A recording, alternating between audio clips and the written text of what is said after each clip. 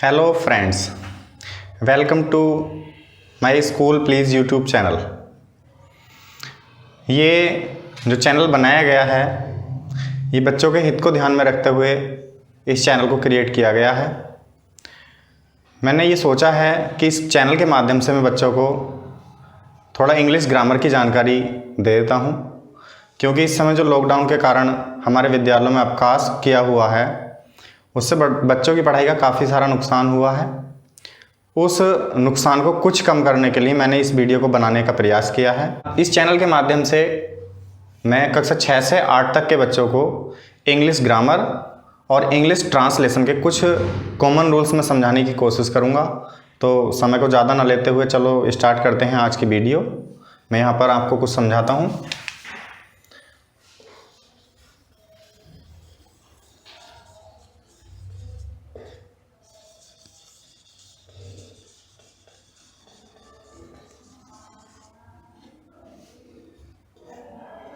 English grammar, देखिए क्या होता है कि जो हमारे यूपी बोर्ड से बच्चे पढ़ रहे हैं उन्हें एक बड़ी दिक्कत का सामना करना पड़ता है कि वो इंग्लिश में अपने आप को बड़ा कमज़ोर महसूस करते हैं।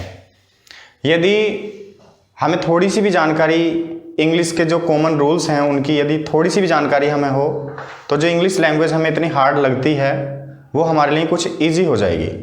तो इसी बात को ध्यान में रखते हुए मैं इंग्लिश ग्रामर का आज का पहला चैप्टर यहाँ से स्टार्ट करता हूँ। सबसे पहले हम आज जानेंगे सेंटेंस। वैसे तो इंग्लिश काफ़ी पीछे से शुरू हो जाती है, परंतु कक्षा 6 को ध्यान में रखते हुए मैंने सेंटेंस से स्टार्ट किया है। जो सेंटेंस होता है इसको हिंदी में कहा जाता है वाक्य। सेंटेंस क्या होता है, सबसे पहले हमारे लिए ये जानना बहुत जरूरी है। सेंटेंस शब्दों का एक ऐसा समूह है जो अपना एक पूर्ण अर्थ रखता है। इसको यदि हम इंग्लिश में डिफाइन करें तो इसकी डेफिनेशन इस प्रकार है।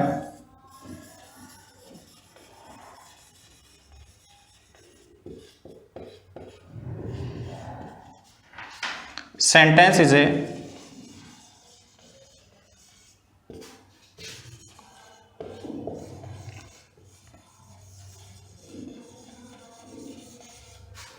group of words which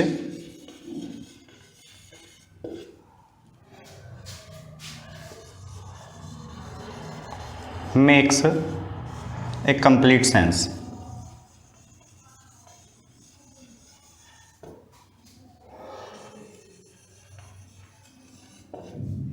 वाक्य शब्दों का एक ऐसा समूह है जो अपना एक पूर्ण अर्थ रखता है या अपना एक पूर्ण अर्थ प्रकट करता है।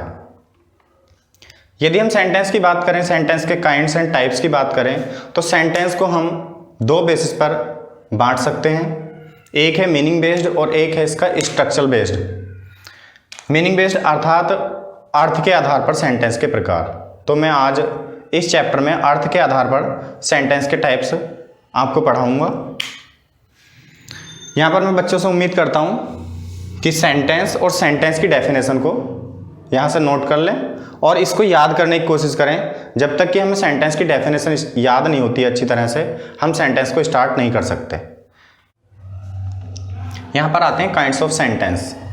देखिए मैंने बताया कि स्ट्रक्चर के आधार पर और मीनिंग के आधार पर सेंटेंस को हम दो टाइप से अलग अलग डिवाइड कर सकते हैं। यदि हम स्ट्रक्चर के आधार पर बात करें तो वो एक बड़े लेवल की बात है, वो 10th क्लास से ऊपर की बात हो जाती है। फिर भी मैं उनको बता देता हूँ सेंटेंस स्ट्रक्चर के आधार पर 3 प्रकार के होते हैं: सिंपल सेंटेंस, कॉम्प्लेक्स सेंटेंस और कंपाउंड सेंटेंस। परंतु यहाँ पर हम बात करेंगे अर्थ के आधार पर सेंटेंस के टाइप्स की। तो अर्थ के आधार पर यदि हम सेंटेंस के टाइप्स की बात करें, काइंड्स की बात करें तो सेंटेंस 5 प्रकार के होते हैं मुख्यतः, जिनमें पहला है असर्टिव सेंटेंस,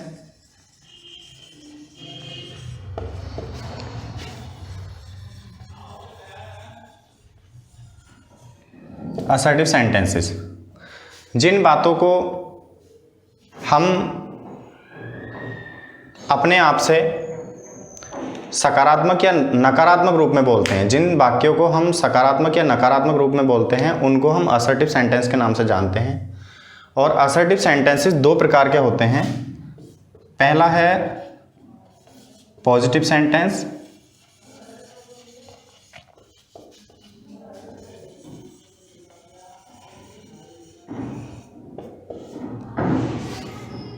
और सेकंड है इसमें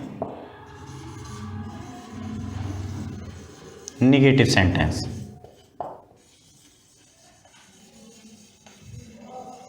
देखिए पॉजिटिव सेंटेंस को हम अफर्मेटिव सेंटेंस के नाम से भी जानते हैं। उसके बाद नंबर 2 पर आता है हमारा इंटरोगेटिव सेंटेंस।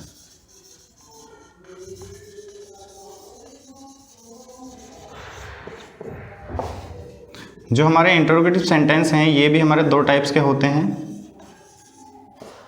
इंटरोगेटिव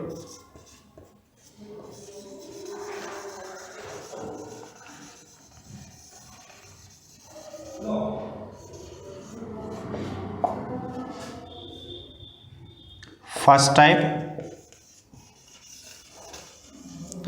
और सेकंड पर है हमारा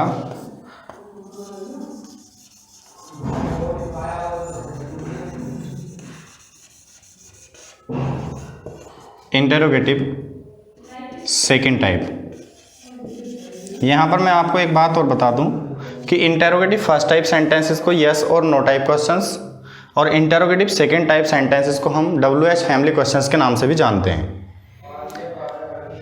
इनकी डिटेल मैं आपको अगले चैप्टर में बताऊंगा कि असर्टिव सेंटेंस को हम किस प्रकार से रिकॉग्नाइज करेंगे या इंटरोगेटिव सेंटेंस को हम किस प्रकार से आइडेंटिफाई करेंगे।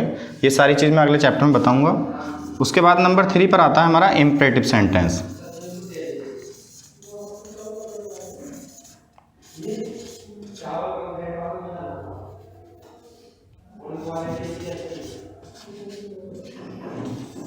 Imperative sentences.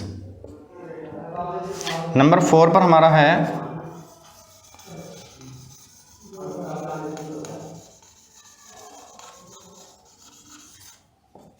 एक्सक्लेमेटरी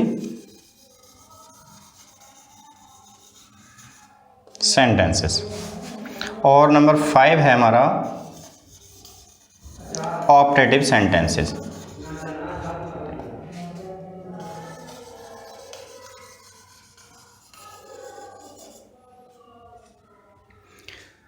जो सेंटेंस सकारात्मक या नकारात्मक रूप में कहा जाता है उस सेंटेंस को हम असर्टिव सेंटेंस के नाम से जानते हैं। जिन सेंटेंसेस के माध्यम से कोई प्रश्न पूछा जाता है उनको हम इंट्रोगेटिव सेंटेंसेस के नाम से जानते हैं।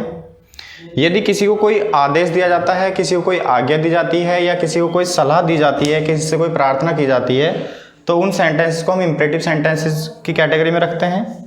और जिन सेंटेंसेस के माध्यम से हमारे मन के भावों को प्रकट किया जाता है, हमारे मन में उठने वाले शोक, हर्ष, उल्लास, इस प्रकार के भावों को प्रकट करने के लिए एक्सक्लेमेटरी सेंटेंसेस को यूज किया जाता है। और ऑपरेटिव सेंटेंस हम वहाँ पर यूज करते हैं जहाँ पर हमें किसी के प्रति कोई विनम्र विनती ईश्वर के समक्ष करनी हो या प्रभु से कोई हमें अपनी प्रार्थना करनी हो, वहाँ पर हम ऑपरेटिव सेंटेंसेस का यूज करते हैं। तो यहाँ पर मैं एक बात और क्लियर कर दूं कि ये जो नंबर 5 है ऑपरेटिव सेंटेंस, इसका यूज काफ़ी कम स्थानों पर देखने को मिलता है। Assertive sentence, interrogative sentence, imperative sentence और एक्सक्लेमेटरी सेंटेंस, ये 4 सेंटेंसेस ऐसे हैं जिनको हमें बार बार यूज करना होता है। तो इन चारों को हमें मुख्यतः समझना होगा। और आज की वीडियो में केवल इतना ही।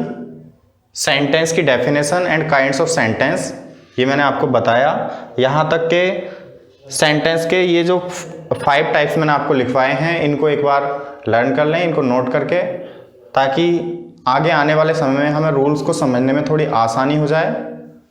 और यदि मेरी वीडियो अच्छी लगी हो तो प्लीज़ चैनल को सब्सक्राइब करें और हमारा उत्साहवर्धन करने के लिए हमारे इस वीडियो को लाइक करें, अपने मिलने जुलने वाले लोगों में इसको शेयर करें। और मैं कोशिश करूंगा प्रतिदिन एक वीडियो बनाकर इस चैनल पर अपलोड की जाए ताकि बच्चों को कुछ जानकारी मिल सके। तो ठीक है, बाय बाय।